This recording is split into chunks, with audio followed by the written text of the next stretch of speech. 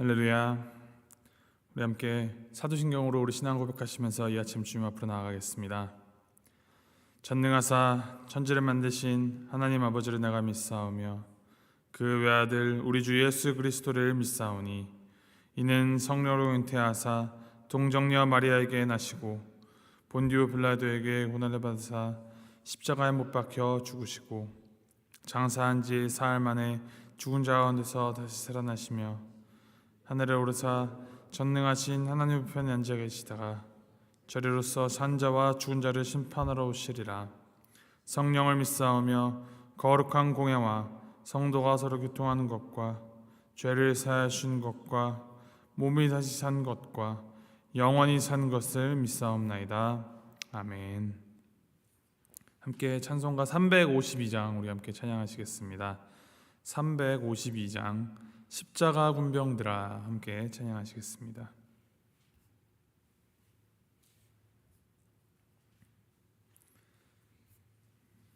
찬송가 352장입니다. 함께 찬양하시겠습니다. 십자가 군병들아 주 위에 일어나 기들고 앞서 나가 담대히 싸우라. 주께서 승전하고 영광을 얻도록 그 군대 거느리사 이기게 하시네. 십자가 군병들아 주 위에 일어나 그 나팔 소리 듣고 곧 나가 싸우라. 수 없는 원수 앞에 주 따라갈 때에 주 예수 힘을 주사 강하게 하시네. 십자가 군병들아 주 위에 일어나 내 힘이 부족하니 주 권능 믿으라. 복음의 갑주 입고 늘 기도하면서 너 맡은 자리에서 충성을 다하라.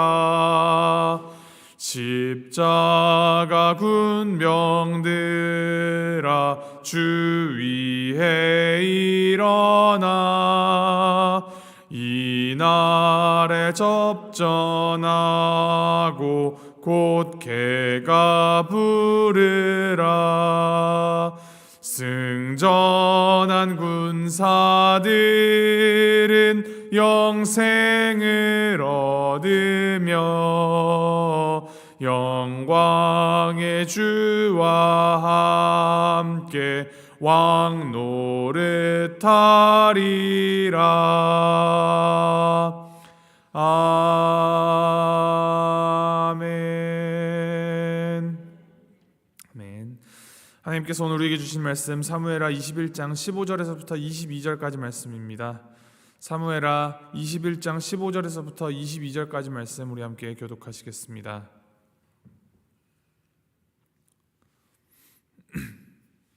사무엘하 21장 15절에서부터 22절까지 말씀, 제가 15절 말씀 먼저 읽도록 하겠습니다.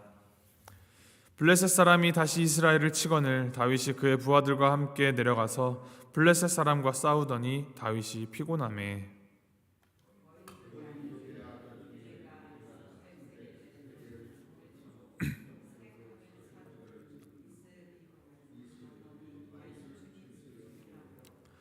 스루야의 아들 아비새가 다윗을 도와 그 블레셋 사람을 쳐 죽이니 그때 다윗의 추종자들이 그에게 맹세하여 이르되 왕은 다시 우리와 함께 전장에 나가지 마옵소서. 이스라엘의 등불이 꺼지지 말게 하옵소서 하니라.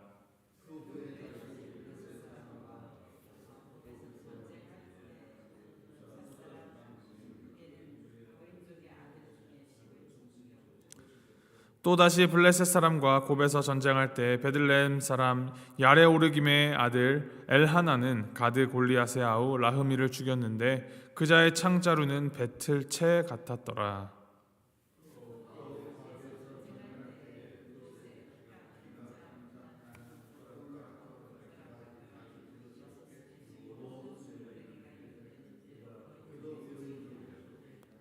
그가 이스라엘 사람을 능욕함으로 다윗의 형 삼마의 아들 요나단이 그를 죽이니라. 이 네 사람 가드의 거인족의 소생이 다윗의 손과 그의 부하들의 손에 다 넘어졌더라. 아멘. 어제 본문 말씀에 이어서 이제 또 다른 이야기가 부록처럼 사무엘하 21장에 이어집니다. 오늘 본문 말씀에는 다윗의 용사들에 대한 말씀이 나옵니다. 총 4명의 이름이 거론이 되는데 이스비브노베의 손에서 다윗을 구한 아비새, 거인족의 후손 삽을 죽인 십브게, 골리앗의 아우 라흐미를 죽인 엘하난, 그리고 다지증에 이 손가락이 6개가 있다 하는 다지증의 거인을 죽인 요나단, 이렇게 4명의 용사의 이름과 그들의 행적이 간략하게 기록되어 있습니다. 그리고 끝으로 이 가드의 거인족들이 다윗과 그 부하들의 손에 의하여 죽임을 당하였다라고 기록하고 있습니다. 먼저 본문 말씀은 15절에 블레셋 사람이 다시 이스라엘을 공격하였다라는 것으로 시작하고 있습니다. 당시 이스라엘과 블레셋은 우리가 성경 말씀으로 알 수 있다시피 정말 끊이지 않고 전쟁을 벌였습니다. 계속하여서 쳐들어오면 나가서 맞서 싸우고 물리치면 물러났다가도 다시 쳐들어오는 끝이 없는 이 전투에 이제 다윗이 피곤해졌다라고 합니다. 기력이 빠져서 이제 용사였던 다윗도 수세에 몰리게 된 것입니다. 이때를 틈타서 블레셋의 거인족의 아들 이스비브노비 이제 다윗을 죽이려 나섭니다. 이 거인족이 있다 하는 것을 보니 블레셋에 골리앗이라는 이 과거에 한 사람만 특출나게 큰 것이 아니라 골리앗과 같은 이 거대한 사람들이 여럿이 꽤나 많이 있었던 모양입니다. 지금처럼 첨단 무기나 총으로 멀리서 벌이는 그런 전쟁이 아니라 직접 칼끝, 창끝을 맞대고 이 백병전으로 싸우는 고대의 전쟁 방식에 있어서 큰 신체는 어마어마하게 유리하고 또 위협적인 요소였을 것입니다. 그러한 불리함을 안고 이스라엘은 블레셋에 맞서 싸우고 있었던 것입니다. 골리앗을 물리치고 그를 죽였던 다윗이 스스로 혼자만의 힘으로 이들을 감당할 수가 없었습니다. 그래서 그렇게 위기를 겪을 때마다 오늘 말씀은 각각 다른 용사들이 일어나서 이들을 물리쳤다라고 기록합니다. 이스비브노비라는 이 거인족이 나타났을 때는 스루야의 아들 아비새가, 골리앗의 동생 라흐미가 덤벼들 때에는 엘하난이라는 부하가 어디선가 금세 뒤쫓아와 맞서 싸워 이겼습니다. 또 다른 거인족들이 이제 계속하여 대적할 때에는 후사 사람 십브게와 다윗의 형 삼마의 아들 요나단이 다윗 앞에 어느새 서 있었습니다. 결국 적들의 공격은 끝이 없었으나 하나님은 그때마다 하나님이 다른 용사들에게 힘을 주시고 일으키셔서 이스라엘과 다윗에게 승리를 허락하여 주셨습니다. 17절의 말씀에 이렇게 기록합니다. 그때 다윗의 추종자들이 그에게 맹세하여 이르되 왕은 다시 우리와 함께 전쟁에 나가지 마옵소서. 이스라엘의 등불이 꺼지지 말게 하옵소서. 어려서부터 숱한 전쟁터와 죽음의 사선을 넘어왔던 다윗에게 이제 그것도 나라의 왕으로서 이스라엘을 괴롭히는 블레셋에 직접 나가 맞서 싸우는 것이 어쩌면 그에게 굉장히 당연한 일이 되었을 것입니다. 그런데 이제 시간이 흐르면서 다윗도 나이를 먹으며 기력도 쇠하게 되고 점차 나라가 조직을 갖추고 군대가 정비됨에 따라 이제 왕이 직접 전선 일선에 나서지 마십시오라면서 이제 다윗을 만류하는 것입니다. 물론 왕이라는 이 최고 통수권자가 전쟁에 나섰다가 큰일이라도 당하면 안 되기 때문에 왕을 이스라엘의 등불이라 표현하면서 그 등불이 꺼지지 않게 해야 한다라고 말합니다. 이런 엄청나게 중요한 일, 크나큰 책임을 다윗 한 사람이 이제 짊어지는 것에서 이제 끝나는 것이 아니라 이스라엘의 이제 여러 용사들이 왕을 위하여서 또 이스라엘을 위하여서 이것을 함께 짊어지고 감당해내었다는 것을, 하나님의 도우심으로 그들이 각자의 분량을 책임지고 그들의 역량을 발휘하여서 승리를 얻었음을 오늘 말씀이 보여주고 있는 것입니다. 사실 블레셋에 대하여 승리한 것은 다윗의 능력이나 다윗의 존재 때문이 아니었습니다. 물론 사람들은 다윗의 승리를 기념하면서 다윗은 만만이다 칭송하고 찬양하였었습니다. 그러나 그것은 다윗의 승리가 아니라 다윗을 통한 하나님의 승리였습니다. 다윗이 아닌 그의 부하들, 사실 우리가 이름도 기억하기 쉽지 않고 읽기에도 참 어려운 인물들이 등장하여서 다윗과 같은 마음으로 그들이 분연히 일어나서 나아갈 때 하나님께서는 그들에게도 은혜를 베푸셔서 승리를 허락하여 주셨습니다. 골리앗과 같은 장대한 자들을 죽인 이 용사들에 대해서는 누구인가에 대한 간략한 설명만 있을 뿐, 이들이 어떠한 믿음으로 어떠한 방법으로 나아가서 승리하였는지에 대해서는 사실 자세히 언급하지 않습니다. 유명하지도 않은 사람들이고 장대한 자들을 상대할 만한 용사다라고 언급하지도 않았습니다. 즉 어린 소년의 몸으로 이 물맷돌 하나 가지고 나아갔던 어린 다윗이 골리앗을 이겼던 그 전투와 같이 이 모든 싸움은 힘의 우위나 가지고 있는 그 유리함 불리함에 의해서 결정되는 싸움이 아니고 인간의 어떠함으로 이루어지는 승리가 아니라는 말입니다. 다윗이 골리앗을 죽였던 것이 다윗의 승리가 아니라 하나님의 승리였던 것처럼 이스라엘의 전투는, 모든 전투는 하나님이 싸우시는 하나님의 승리였습니다.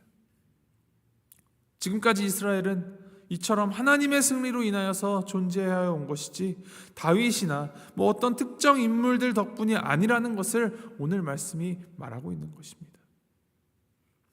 누가 나가 싸우냐, 누가 감당하느냐가 아니라 누구를 믿느냐, 그것에 의하여 승리가 결정됩니다. 또한 이것이 하나님께서 하나님의 나라를 세워가시고 사역하시는 방법임을 우리에게 말씀을 통하여 알려주십니다. 세상은 영웅을 바라고 또 사람들 자신들은 영웅이 되기를 바랍니다. 특별한 한 사람이 되어서 특출남을 보이는 것이 성공이라 여기는 것이 세상의 논리입니다. 사람의 손이 닿은 부분만 보면서 그 사람만 바라봅니다. 그러나 더 깊이 보면, 더 넓게 보면 그 어느 것 하나 주님의 손길이 닿지 않은 것이 없으며, 따라서 그것은 사람이 아닌 하나님께서 허락하신 자들에 의하여서 합력하여 선을 이루게 되는 하나님의 역사하심이며 하나님의 인도하심을 우리는 믿고 나아가야 합니다. 그리고 그것은 특정 몇 사람에게 주어진 사명이 아니라 우리 모두가 함께 지고 함께 손을 모으고 마음을 모아 함께 하나님을 바라보며 이루어 나가야 하는 사명입니다. 소명입니다. 그것이 바로 교회를 우리에게 허락하신 이유이며 우리를 주님의 몸으로 삼아주신 이유입니다. 이스라엘은 다윗의 나라가 아닙니다. 하나님의 나라입니다. 마찬가지로 우리 역시 나의 것, 나의 교회, 나의 어떠함을 주장할 것이 하나도 없습니다.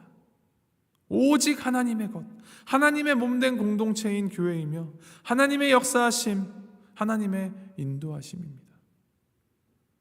이를 마음의 그 중심에 굳게 새기면서 주어진 삶을 살아내는 것이 주님을 믿는 그리스도인으로서 이 세상을 살아가는 방법입니다. 사도 바울도 고백하죠. 나의 나 된 것은 다 하나님의 은혜로 된 것이니 오직 나와 함께 하신 하나님의 은혜로라.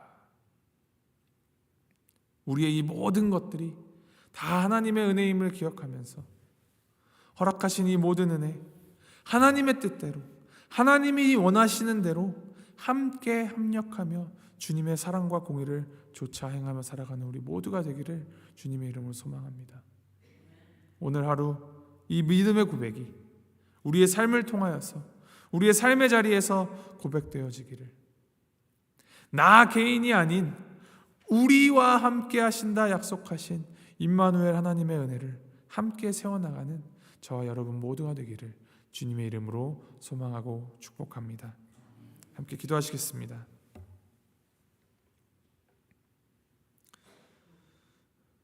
하나님 아버지, 우리를 홀로 두지 아니하시고 주님의 몸된 공동체 안에 여러 지체를 함께 허락하여 주시어 함께 하나님의 나라를 꿈꾸고 또 하나님의 나라를 세워가게 하시니 주님 감사드립니다. 이 모든 것이 나를 위함이 아니며 나로 인함이 아니며 우리를 위함도 아니고 오직 우리에게 놀라운 은혜로 이 모든 것을 허락하신 우리 하나님을 인함임을 되새기면서 주님께서 원하시는 대로 주님 뜻대로 살아가기로 결단하며 발맞추어서 그 십자가의 길을 걸어나가는 우리가 되도록 주님 인도하여 주시옵소서. 우리가 모두 다르기 때문에 우리 안에 다른 생각들이 있을 수 있으며 다른 마음이 있을 수 있음을 인정합니다. 그러나 하나님, 우리가 우리의 다름에 매이지 않게 하시고 그보다 앞서서 우리 모두가 유일한 소망 되시며 유일한 생명의 근원, 은혜의 근원 되시는 우리 하나님만을 함께 바라보며 하나님 안에 같은 비전을 품고 나아갈 수 있도록 주님의 그 성령을 우리 안에 가득히 부어주시옵소서. 더욱 주님 앞에 겸손한 마음으로 온전하신 주님의 뜻을 구하며 그 뜻을 함께 지고 나아가는 지혜와 사랑의 마음을 우리 안에 충만히 부어주시고 함께 하나님의 나라를 세워가도록 주님 함께하여 주시옵소서. 감사드리며 이 모든 말씀 우리 주 예수 그리스도의 이름으로 기도합니다. 아멘. 하늘에 계신 우리 아버지여, 이름이 거룩히 여김을 받으시오며 나라의 마옵시며 뜻이 하늘에서 이룬 것 같이 땅에서도 이루어지이다.